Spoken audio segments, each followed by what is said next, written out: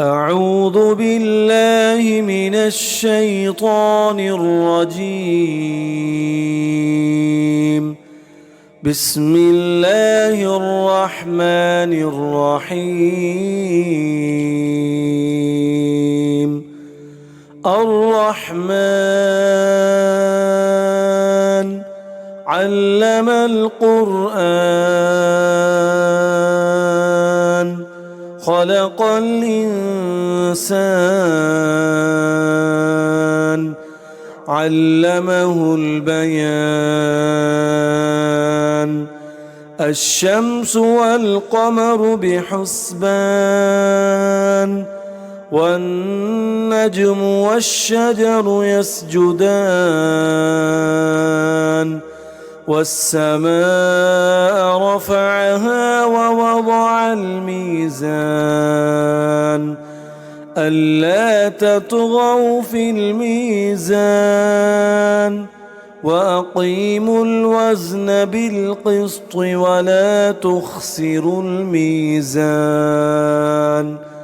والأرض وضعها للأنام فيها فاكهة والنخل ذات الأكمام والحب ذو العصف والريحان فبأي آلاء ربكما تكذبان.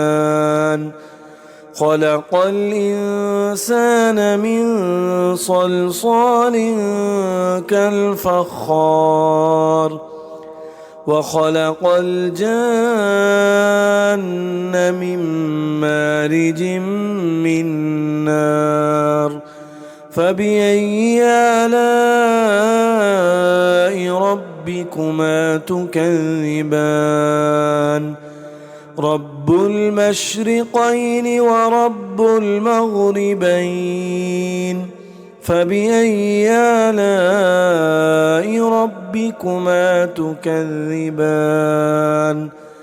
مرج البحرين يلتقيان بينهما برزخ لا يبغيان فبأي آلاء ربكما تكذبان.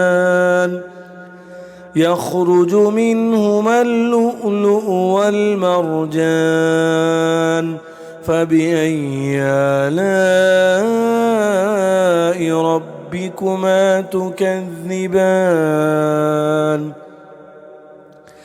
وله الجوار المنشآت في البحر كالأعلام فبأي آلاء ربكما تكذبان.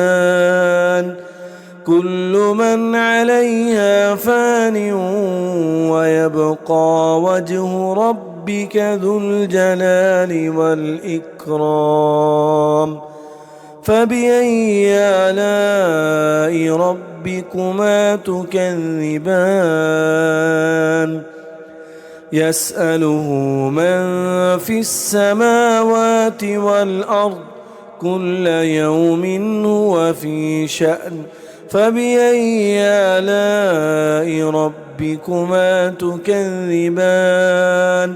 سنفرغ لكم أيها الثقلان فبأي آلاء ربكما تكذبان. يا معشر الجن والإنس إن استطعتم أن تنفذوا من أقطار السماوات والأرض فانفذوا لا تنفذون إلا بسلطان فبأي آلاء ربكما تكذبان.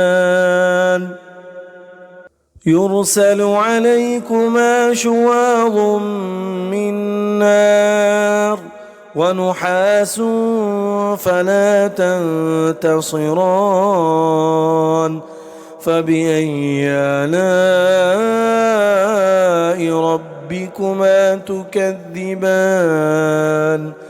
فإذا انشقت السماء فكانت وردة كالدهان فبأي آلاء ربكما تكذبان